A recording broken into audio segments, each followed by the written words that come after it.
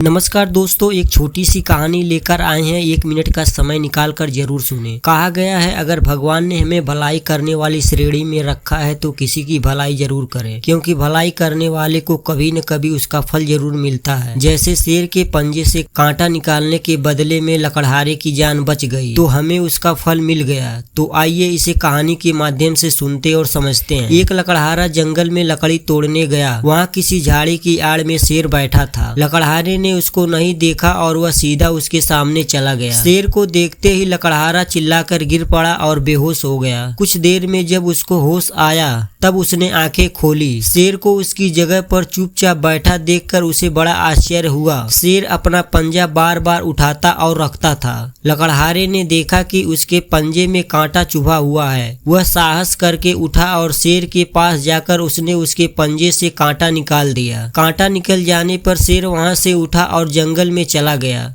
लकड़हारा भी लकड़ी लेकर अपने घर चला आया। कुछ दिनों के बाद राजा के शिकारियों ने उस शेर को पकड़कर पिंजड़े में बंद कर दिया। उसके थोड़े दिनों बाद उस लकड़हारे को राजा ने किसी बुरे काम के कारण मार डालने की आज्ञा दी।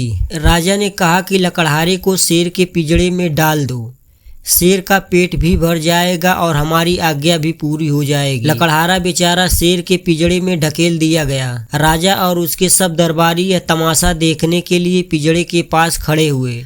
पहले तो शेर बड़े जोर से गरज कर लकड़हारे पर झपटा, परंतु पास आने पर जब उसने उसे पहचान लिया तब वह लकड़हारे का हाथ चाटने लगा। राजा और उसके सब दरबारी यह देखकर बड़े चकित हुए। राजा ने लकड़हारे को पिंजड़े से बाहर निकलवा लिया और पूछा, शेर ने तुमको क्यों नहीं खाया? लकड़हारे ने अपनी और शेर की कहानी राजा को सुनाई। राजा बहुत खुश हुआ। उसने लकड़हारे के अपराध को क्षमा कर दिया। दोस्तों, आज की कहानी यहीं तक थी। मिलते हैं अगले एक नई मोटिवेशनल कहानी के साथ।